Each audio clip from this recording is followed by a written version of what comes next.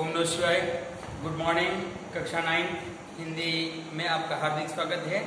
आज lesson second हम देखने जा रहे हैं न्याय मंत्री। न्याय मंत्री किसे कहा जाता है, न्याय क्या है? न्याय राजा और रंक दोनों के लिए समान है। सुदर्शन जी उनके राइटर रहे, उनका नाम बद्रीनाथ शर्मा है। बद्रीनाथ शर्मा ने नई पीढ़ी को बताया जिम्मेदारी क्या चीज है, जिम्मेदारी कैसे निभाई जाती है। वही कहानी को यहाँ पर उजागर करने और आपके समक्ष रखने की कोशिश उन्होंने की है।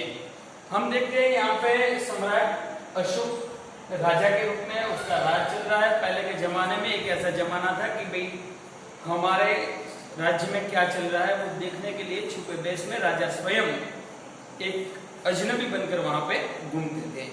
तो ऐसे ही अपने नगर की यात्रा करने, नगर की समस्या को ढूंढने के लिए सम्राट अशोक स्वयं एक पथिक के रूप में निकल पड़ते हैं। शाम के वक्त एक अजनबी के घर पहुंच जाते हैं।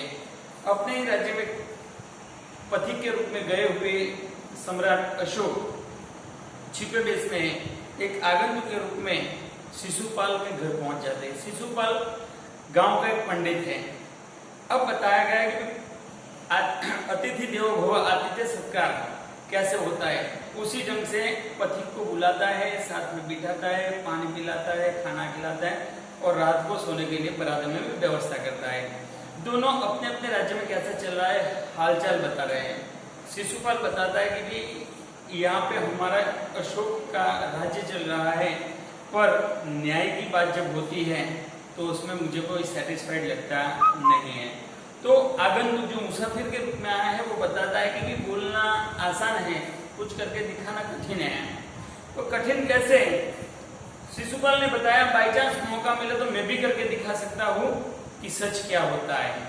तो ये सी बातें करके दोनों रात को सो जाते।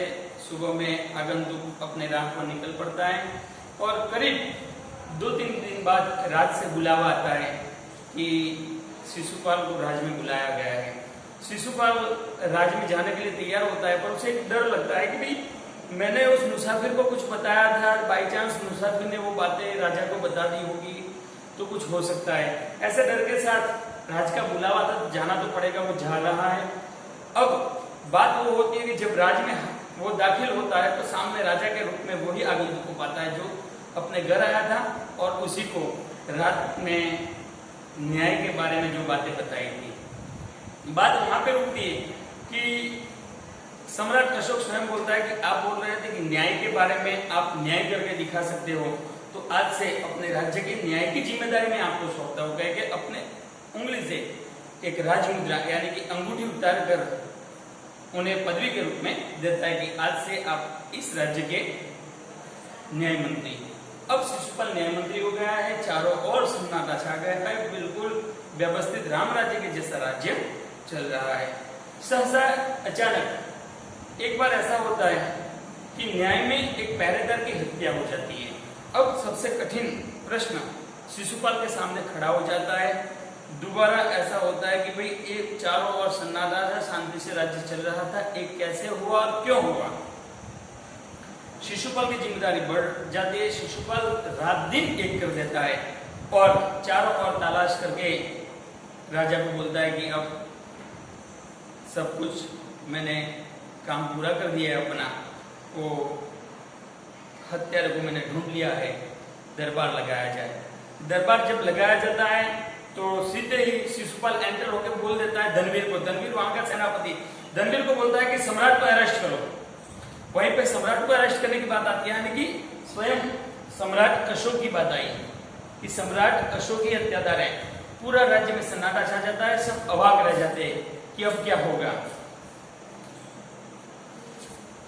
शिशुपाल बता देता है कि राजा सम्राट स्वयं हत्यारा है। तो वहीं पे सम्राट खड़ा होके राजा अशोक स्वयं बोल देते हैं कि जिसकी मैंने हत्या की है वो राजद्रोही था। तो शिशुपाल न्याय मंत्री के रूप में बताता है आप राजा हो तो ठीक है, आप राजा हो तो ठीक है, पर न्याय करना राज्य की बात है, कानून को आप हाथ में ले सकते नहीं हो। जैसा भी था वो राज्य का कर्मचारी था उसको स्वयं आप दंडित कर सकते नहीं, उसकी हत्या कर सकते नहीं। आपको जो भी बात थी राज को बतानी चाहिए, राज उसका न्याय करता, आप सीधे कानून को हाथ में ले सकते नहीं। अब बात आई न्याय की, तो राजा को स्वयं हत्यारा ठहराया गया है पर राजा को सजा नहीं दी जा सकती।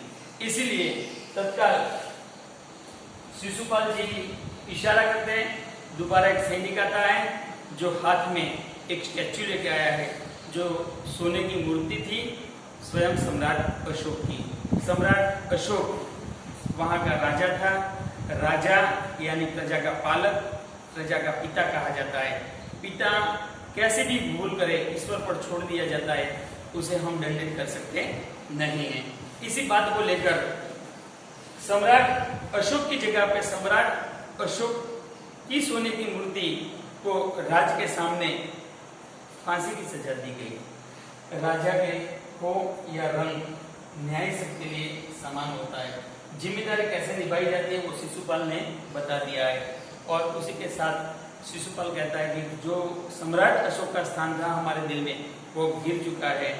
अब मैं अपने उंगली से ये अंगूठी उतार कर आपको वापस सौंपता हूँ, ये भार अब मुझसे सहा जाएगा नहीं। तो सम्राट अशोक स्वयं निवेदन करता है कि गदगद हो जाता है और कहता है कि न्याय मैंने आज देखा और आप ही हमारे राज्य के लिए योग्य न्यायिक मंत्री हो। यहाँ पर सुदर्शन जी ने जो टाइटल बताया था वो घोषित हो जाता है। धन्यवाद। इसी के साथ लेसन समाप्त घोषित किया जाता है। शायद आपको समझ में भी आया होगा, पसंद भी आया होगा।